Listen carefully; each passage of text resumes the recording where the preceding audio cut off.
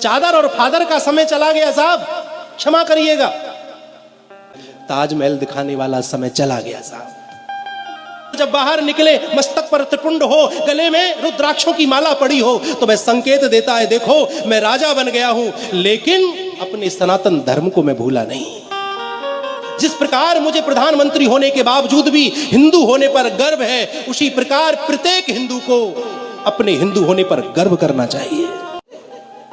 क्या आपने देश के प्रधानमंत्री नरेंद्र मोदी को नहीं देखा? कुछ भी कहिए साहब, आप मानो ना मानो, ये राजनीतिक विषय नहीं है, ये भाव का विषय है, ये भक्ति का विषय है, ये आस्था का विषय है, ये श्रद्धा का विषय है। एक देश का राजा अपने जन्मदिन पर जब माता से मिले तो माता के चरण स्पर्श करता है, आशीर्वाद लेता है। चादर और फादर का समय चला गया साहब, क्षमा करिएगा। और अपनी संस्कृति को यदि बचाना है तो चादर और फादर से बचकर के ही रहना होगा, तभी ये संस्कृति बच सकती है। वो समय चला गया जब कहीं जाकर के चादर चढ़ाई जाती थी, कहीं जाकर के फादरों से मिला जाता था। अब समय वह आया कि जब अन्य किसी देश का राष्ट्रपति प्रधानमंत्री आता है तो हमारे देश का प्रधानमंत्री उसे ले जाकर के गंगा जी की आरती कराता है। महाराज, ये दृश्य मंदिर देवालय में ले जाकर के बड़े बड़े राष्ट्रपति को बिठा देता है, मंदिर दिखाता है, ये देखो हमारा ये मंदिर। ताजमहल दिखाने वाला समय चला गया साहब।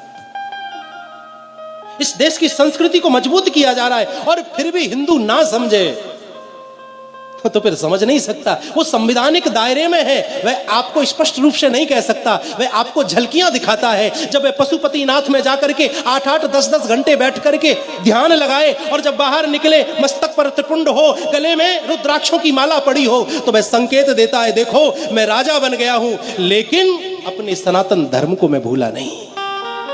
जिस प्रकार मुझे प्रधानमंत्री होने के बावजूद भी हिंदू होने पर गर्व है, उसी प्रकार प्रत्येक हिंदू को अपने हिंदू होने पर गर्व करना चाहिए।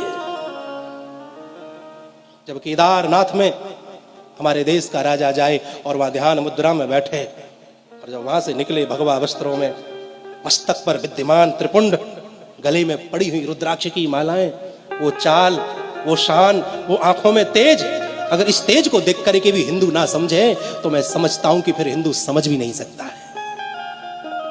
अपने पतन का कारण आप और हम खुद हैं। हमने मस्तक पर चंदन छोड़ दिया, हमने चोटी रखानी छोड़ दी, हमने गले कांधे पर जनेऊ धारण करना छोड़ दिया, जिह्वा से हमारे मंत्र गायब हो गए। अपने पतन का मुख्य कारण तो हिंदू है। कितने आताताई हुए महाराज, बड़े बड़े राक्षस इस पृथ्वी पर जन्मे, वह सत्य सनातन धर्म को नष्ट नहीं कर सके। ये तो किस खेत की मूली है महाराज, मूली तो बहुत बड़ी होती है, ये तो हमारे लिए मामूली है। बशर्त यह है कि हिंदू को एक होना चाहिए, एक होना आना चाहिए। अच्छा लगता है, माता पिता से बढ़कर के धर्म प्रेमी इस संसार में कोई नहीं है। जो माता के चरणों में झुकना जानता है, सारा संसार फिर उसके चरणों में झुक जाता है। मातृ देवो भव, वेद की प्रथम सूक्ति है मातृ देवो भव। पितृ देवो भव, वेद की दूसरी सूक्ति है। मेरे भाई बहन, कितनी भी कावड़ ले आइए, कितने भी व्रत कर लीजिए, कितनी भी परिक्रमा कर लीजिए, लेकिन तुम्हारे घर में बैठे हुए तुम्हारे माता पिता, सास ससुर तुमसे प्रसन्न नहीं है, तुमसे खुश नहीं है, तो मंदिर में खड़ा हुआ जो मूर्ति है, जो एक पत्थर है, वो आपके लिए भगवान नहीं हो सकता। सिर्फ एक पत्थर से ज्यादा आपके लिए और कुछ हो नहीं सकता। जब घर में बैठे हुए माता पिता तुमसे प्रसन्न नहीं है, तो मंदिर में खड़ा हुआ भगवान या बैठा हुआ भगवान तुमसे कदापि प्रसन्न नहीं हो सकता है। ये बात मैं आपको बड़ी जिम्मेदारी के साथ बोल रहा हूं। अपने माता पिता से प्रेम करिए साहब, ये जब तक जीवित है इनका सम्मान करिए, इनका सत्कार करिए, इनका आदर करिए, इनकी आंखों में कभी हमारी वजह से आंसू ना आ जाएं, इस बात का प्रयास करते रहिए।